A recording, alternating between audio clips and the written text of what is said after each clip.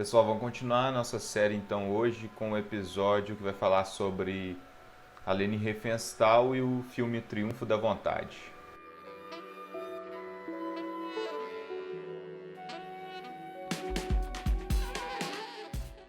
Eu vou tentar um pouco falar sobre esse filme em três aspectos. Primeiro eu vou falar um pouco da estética do filme, ou seja, como a Leni Riefenstahl trabalhou a narrativa e as estratégias de abordagem dela ao assunto do filme.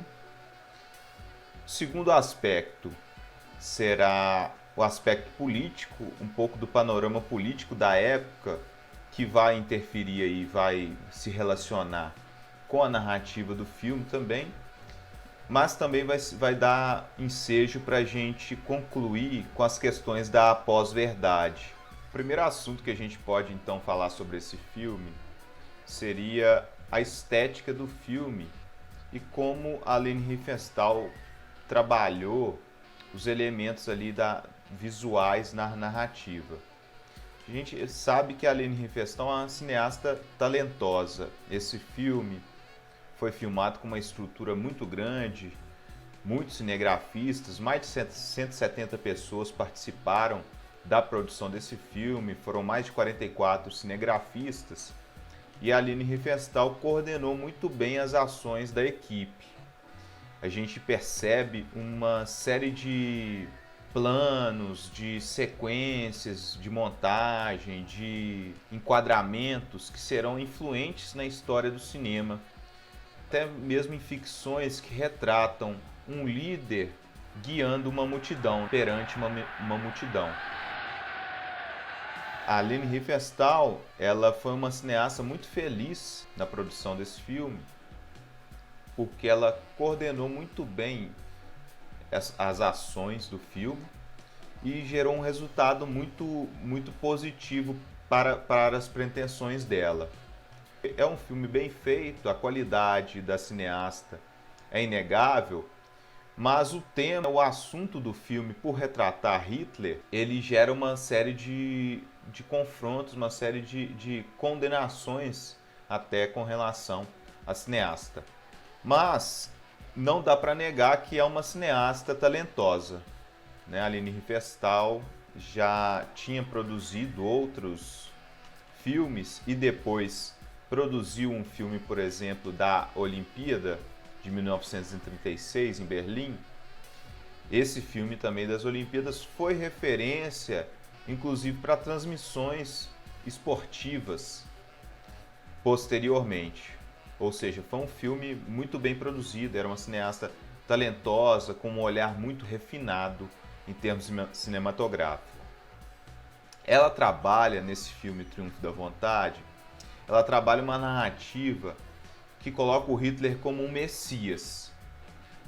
Na primeira cena do filme, a gente já encontra esse elemento, porque é uma tomada feita de dentro de um avião que sobrevoa as nuvens. Depois a gente vai perceber que dentro deste avião quem estava chegando era Hitler, que chegava em Nuremberg, como se fosse um salvador mesmo, alguém enviado dos céus para atender a população da Alemanha.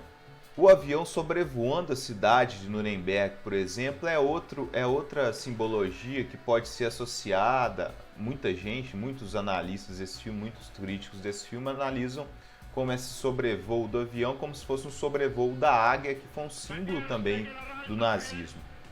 Então existe uma série de questões, uma série de simbologias tratadas nesse filme. Então, esses elementos, essa simbologia, a Leni Riefenstahl trabalhou muito bem.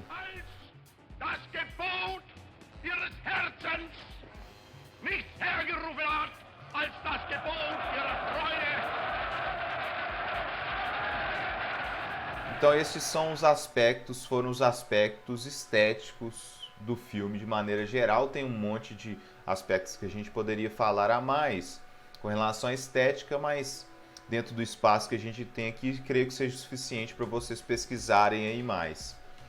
Entrando agora no segundo aspecto, no segundo assunto que eu queria tratar com relação a esse filme, é a ideia de que esse filme representa um retrato da Alemanha. Muita gente, ao se deparar com esse filme, inclusive meu pai foi uma das pessoas que, quando eu indiquei esse filme, me retornou espantado com a adesão que a população da Alemanha tinha ao Hitler na época.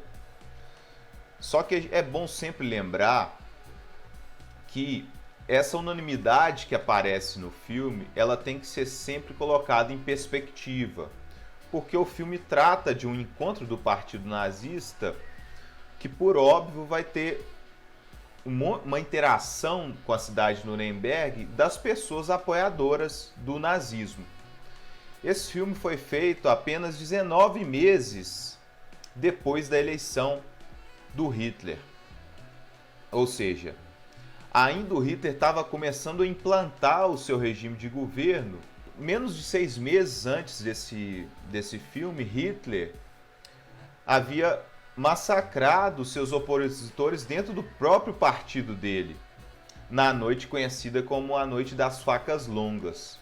Ou seja, existia uma tensão ainda com relação ao Hitler na Alemanha. A própria eleição ela foi realizada, Hitler ganhou a eleição. Os outros partidos da Alemanha tinham um percentual de votos muito grande também. Então, nos tratava de uma unanimidade já construída.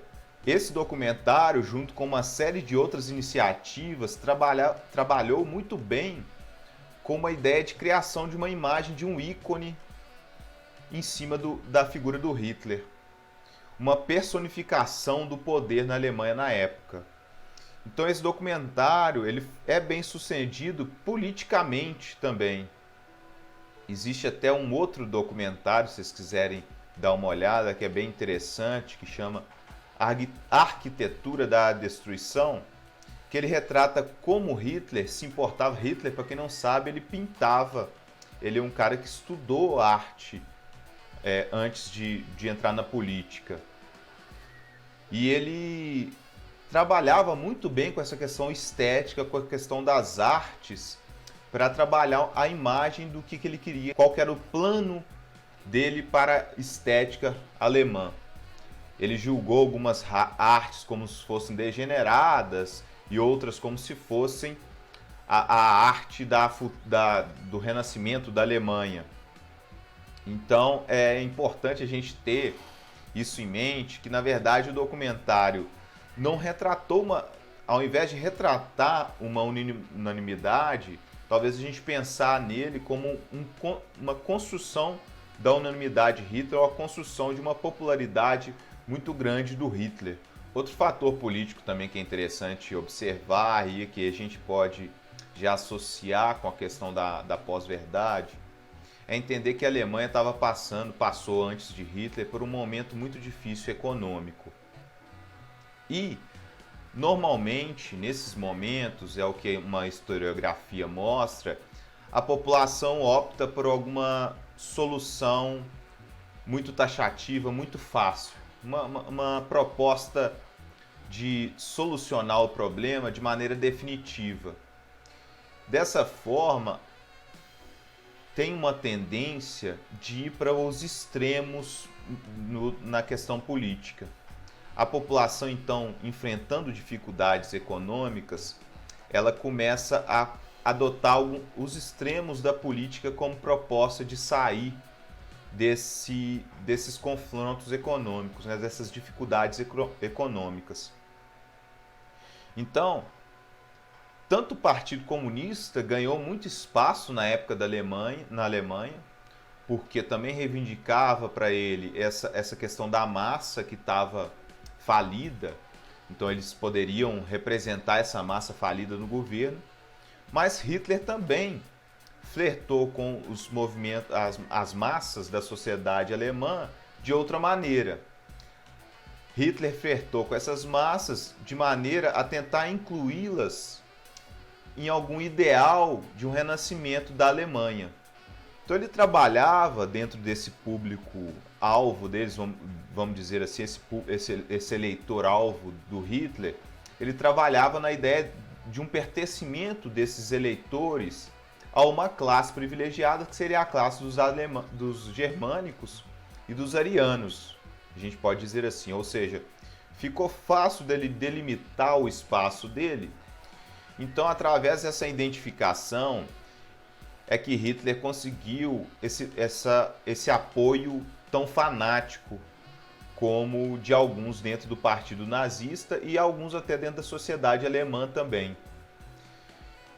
Isso a gente pode identificar uma relação com essa questão da pós-verdade que a gente vive hoje, essa questão do pertencimento que Hitler trabalha entre seus eleitores e entre a população alemã. Ela tem um pouco de relação, ou até eu acredito que bastante relação com o que a gente vive na pós-verdade, porque a pós-verdade também se trata de defender uma verdade que é do seu grupo. As pessoas abandonam os fatos já não valem tanto assim, porque elas querem defender o grupo a qual elas pertencem. A gente vê muito isso, a pós-verdade surgiu nesse ambiente. A gente pode perceber a polarização política tanto nos Estados Unidos quanto na Inglaterra, fazia com que as pessoas negligenciassem uma série de questões factuais, uma série de dados científicos, para poder defender seu grupo de qualquer maneira, não importando se isso era verdade ou era mentira. Então, essa questão que Hitler trabalhou muito bem, hoje também os políticos, principalmente da extrema-direita, estão conseguindo trabalhar na população de maneira a convencê-los a participar de um certo esquema, de uma certa expectativa de se livrar dos inimigos de cada pátria.